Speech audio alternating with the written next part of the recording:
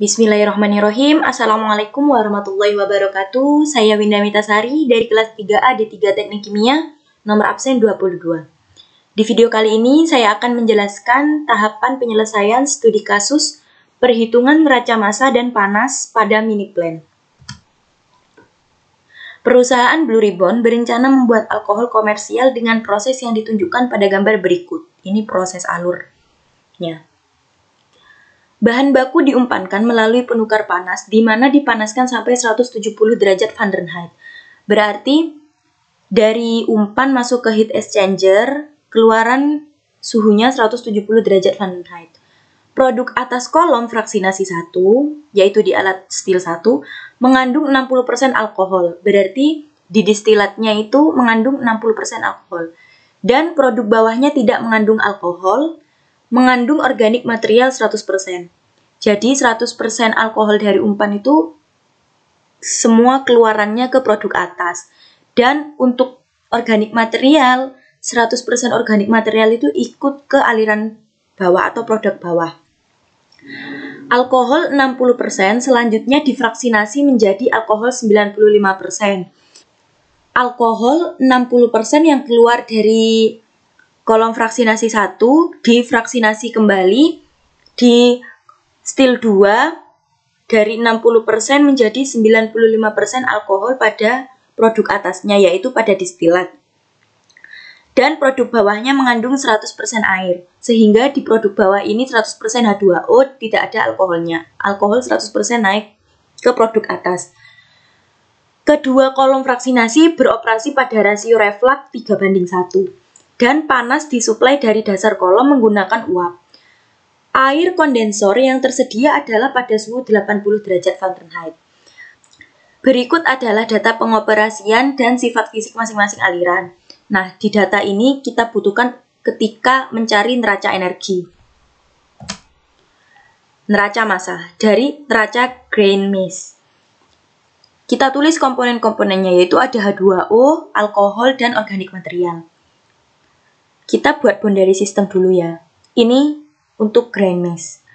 Inputnya 80% air, 10% alkohol, dan 10% organik material. Untuk total masanya yaitu 10.000 pounds per jam. Sehingga H2O yang masuk adalah 8.000 pounds per jam, alkohol yang masuk adalah 1.000 pounds per jam, dan organik material adalah 1.000 pounds per jam. Outputnya sama dengan input kan? Karena di dalam grain mesh tidak terjadi reaksi atau yang berhubungan dengan perubahan massa. Kemudian masuk ke heat exchanger 3, neraca massa He3. Komponen yang masuk adalah sama dengan dari grain mesh, yaitu H2O, C2H5OH atau alkohol, organik material. Jadi inputnya sama dengan output dari grain mesh, masuk langsung ke alkohol. Jadi inputnya sama dengan output di grain mesh, karena dari output grain mesh langsung masuk menjadi inputan dari He3. Kemudian outputnya sama dengan input, karena di He ini hanya terjadi perubahan suhu dan tidak ada reaksi yang terjadi ataupun proses perubahan massa. Kemudian masuk dari He menuju kolom fraksinasi 1 atau stil 1. Komponen yang masuk yaitu sama seperti inputan dari heat exchanger ini. Ini dari heat exchanger. Kita buat boundary systemnya. Ini yang di stil 1, ini yang di kondenser. H2O, C2H5OH atau alkohol, organik material. Inputnya sama dari He3 ketambahan dengan reflux. Nah, di reflux ini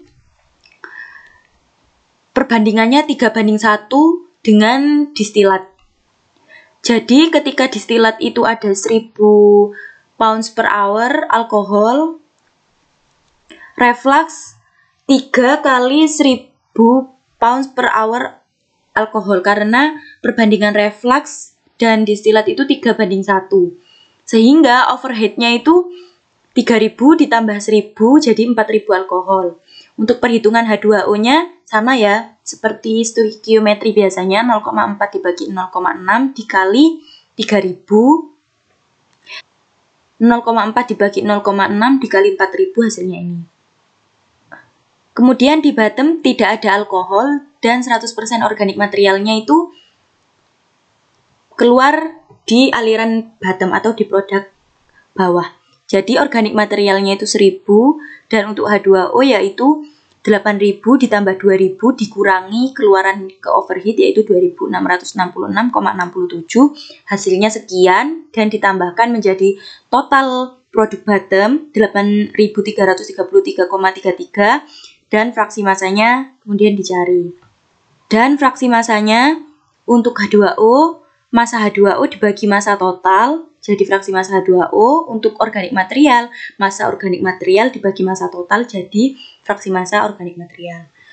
Nah, kemudian menuju kondenser 1. Kondenser 1 overheat. Inputannya berarti sama seperti output di overheat. Output dari kolom fraksinasi 1 di overheat, yaitu sekian, sama seperti ini, langsung saja dimasukkan ke sini. Dan outputannya itu sebenarnya itu sama karena di kondenser itu tidak terjadi reaksi dan tidak terjadi proses yang mengakibatkan adanya perubahan massa. Jadi input dan output itu sama, tetapi di sini saya pisah menjadi outputan untuk ke reflux dan outputan untuk ke HE.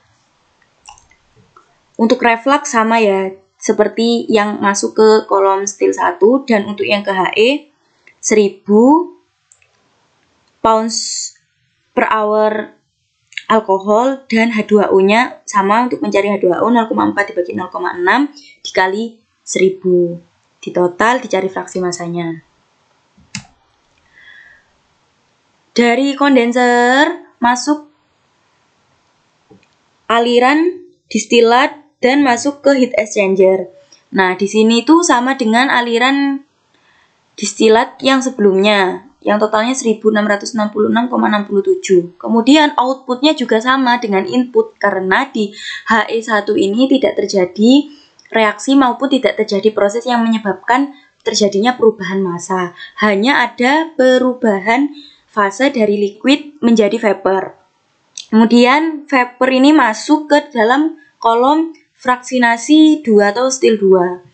Untuk inputan yaitu ada dari HE1 dan ada dari reflux. Untuk HE1 sama seperti ini, dan dari reflux itu tetap sama seperti perhitungan di stil 1 sebelumnya. Jika di distilat itu ada 1000, maka di reflux itu 1000 dikali 3, hasilnya 3000. Untuk mencari H2O sama seperti rumus tadi, 0,05 dibagi 0,95 dikali 3000. Hasilnya ini, kemudian ditotal, kemudian dicari fraksi massanya. Outputannya yaitu overheat dan bottom. Overheatnya ya dari distilat dan reflux. Ketika distilatnya 1000 berarti overheatnya kan 3:1, totalnya 4, jadi 4000. Untuk mencari H2O-nya sama.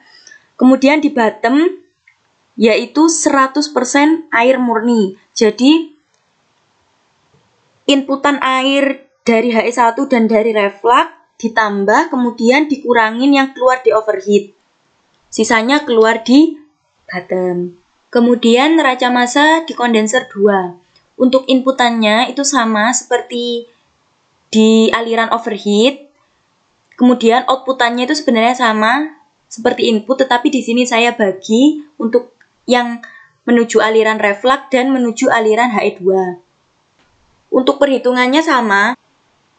Ketika di distilat ini ada 1000 pounds per hour alkohol yang menuju HE2, maka reflux sejumlah 3 dikali 1000 pounds per hour alkohol, hasilnya 3000. Untuk mencari H2O sama seperti sebelumnya, kemudian ditotal, kemudian dicari fraksi massanya. Ini juga sama. Setelah dari kondenser 2 keluar, masuk menuju HE2. Di HE2 ini inputannya sama seperti outputan yang dari kondenser 2 menuju HE2, yaitu ini, tinggal disama dengankan. Kemudian outputannya sama seperti input, karena di HE2 ini tidak terjadi reaksi maupun tidak terjadi proses yang mengakibatkan perubahan massa. Di sini hanya terjadi perubahan suhu yaitu 160 derajat Fahrenheit menjadi 100 derajat Fahrenheit. Oh ya, di sini yang membedakan itu dari fraksi 1 ke fraksi 2 itu ketika keluaran dari fraksi 2 kondensor, setelah kondensor kan distilat itu 60% alkohol, dan ketika di kondensor 2 keluarannya di distilat itu 95% alkohol. Sehingga jumlah air di sini lebih sedikit karena airnya keluar melalui produk bottom. 95% alkohol. Untuk neraca massa sudah semua, kemudian neraca energi. Neraca energi He3. Di neraca energi He3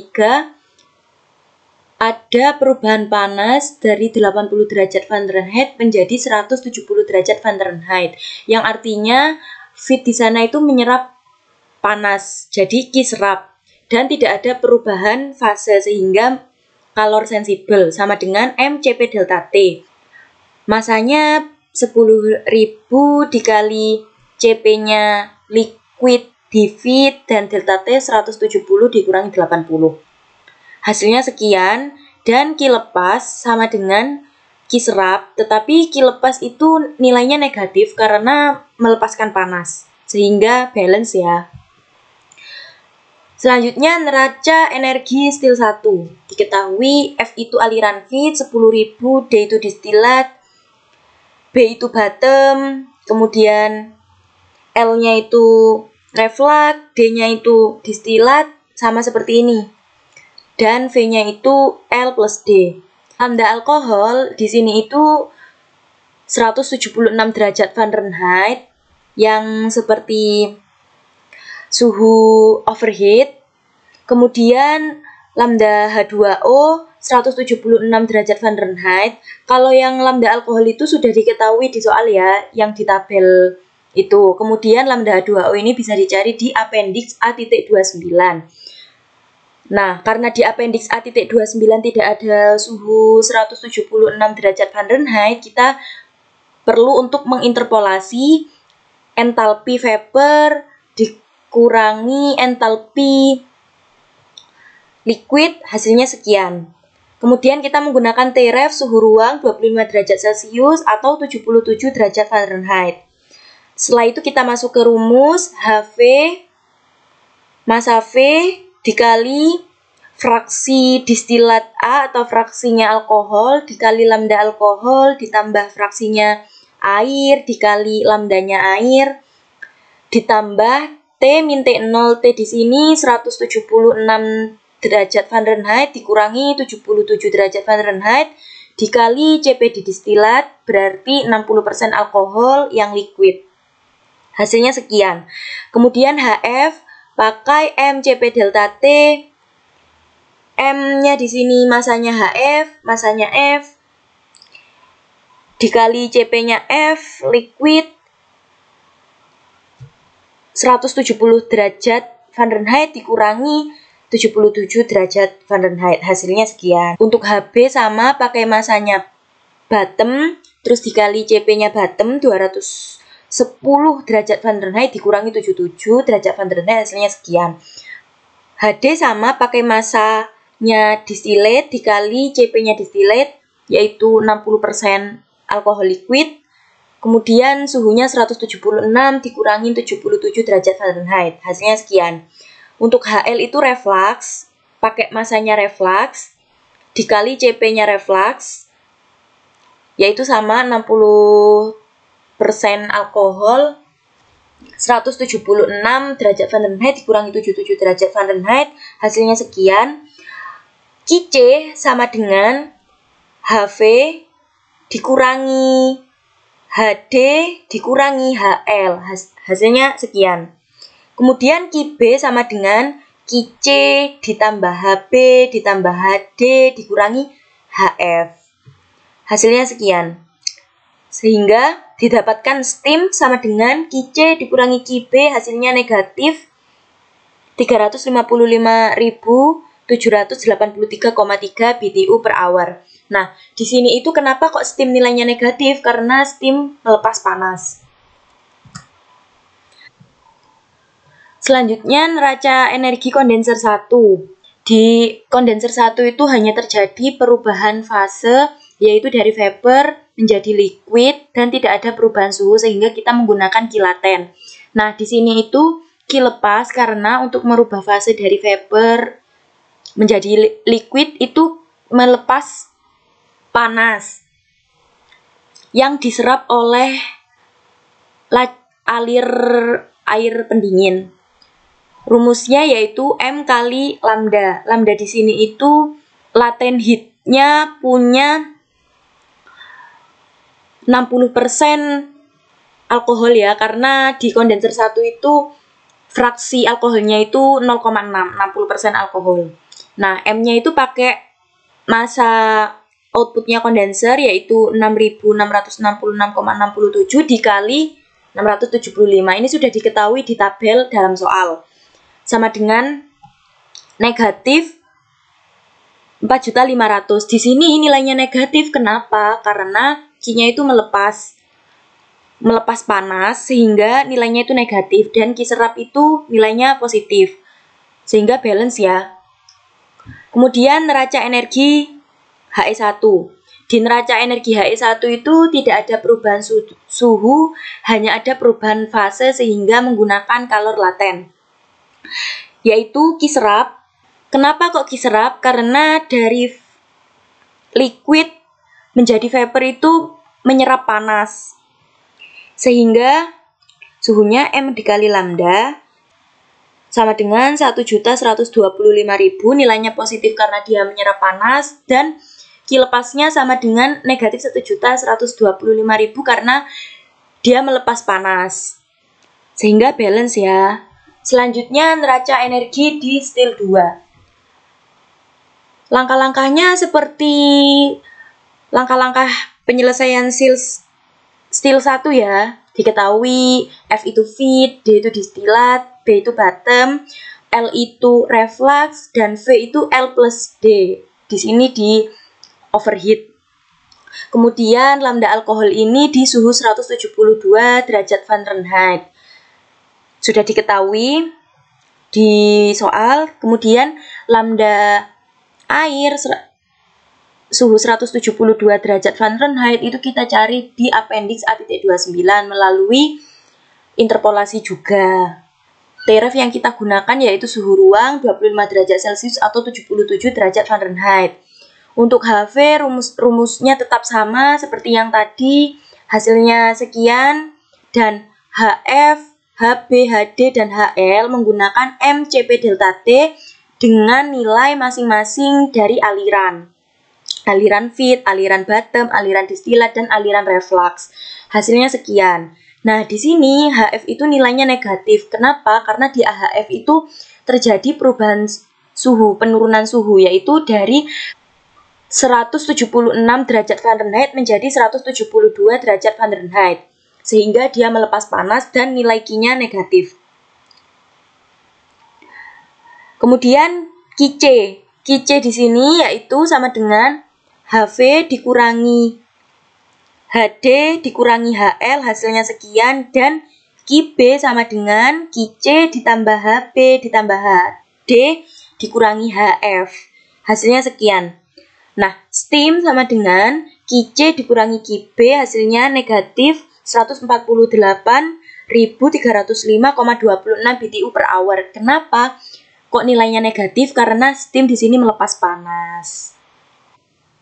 Rumus ini bisa kita dapatkan di buku Gavin halaman 88. Kita menuju neraca energi kondenser 2. Nah, di neraca energi kondenser 2 ini terjadi perubahan suhu dan perubahan fase sehingga kita menggunakan kalor laten dan kalor sensibel. Rumusnya Q lepas sama dengan, kenapa kok Q lepas? Karena suhunya itu dari 172 derajat Fahrenheit, keluarannya jadi 160 derajat Fahrenheit.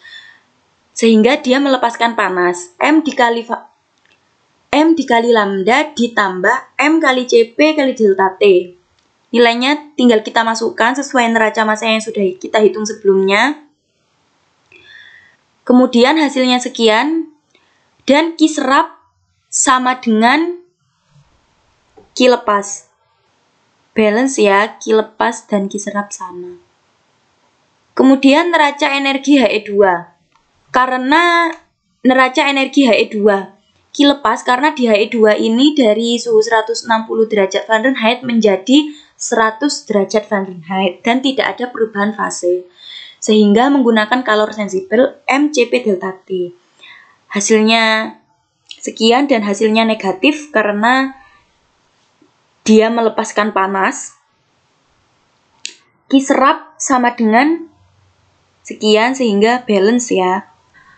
Alhamdulillahirrabbilalamin, sudah selesai tahapan penyelesaian dari studi kasus perhitungan neraca massa dan neraca energi pada mini plan. Kurang lebihnya saya mohon maaf. Semoga menjadi referensi bagi kalian yang menonton.